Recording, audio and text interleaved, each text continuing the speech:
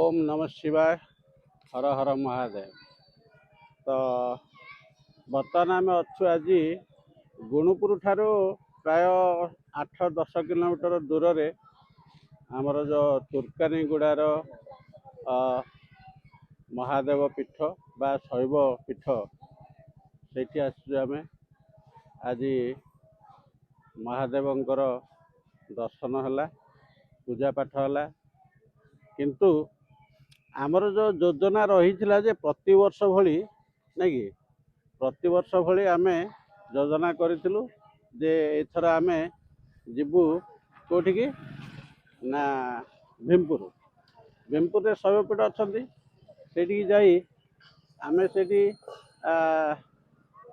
महादेव दर्शन है पूजा पाठ है आम सब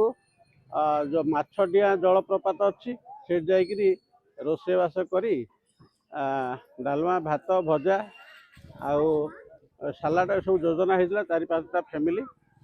जाकि रोषेईवास करके बुलाबुली कर आसता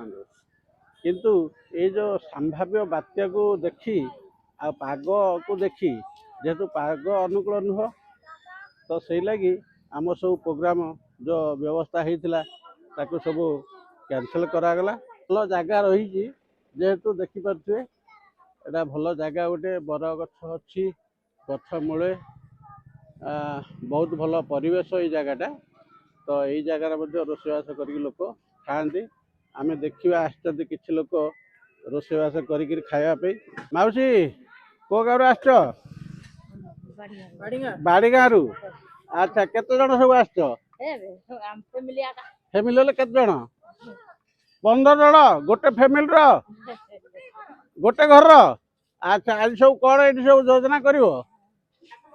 कौन सब रोषेईवास हम हाँ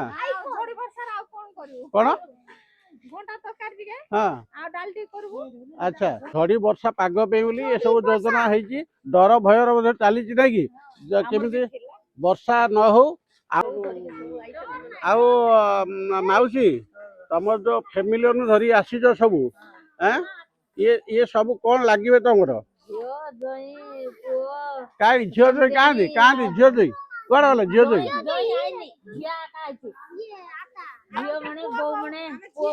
कहीं से पुओ बो कौन गल ये पुओ अच्छा हाँ अच्छा तो सब पूरा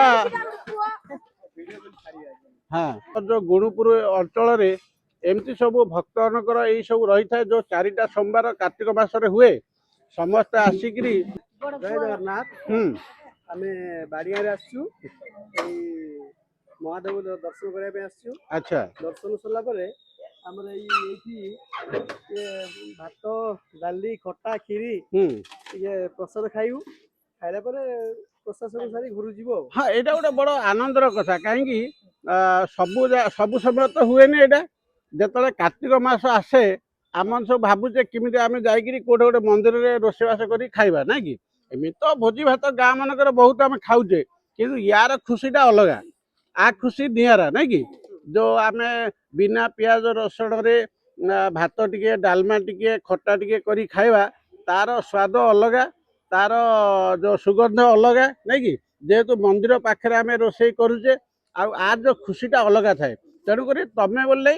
आम भी यहाँ को अपेक्षा करताऊ जे कार्तिक मास सोमवार के आसो आम बाहर गाँव को जाकि कौटे गोटे मंदिर दर्शन कर रोषेईवास कर गोटे 2-4टा फैमिली बसी खाइबा तार मजाटा अलग आरा नहीं कि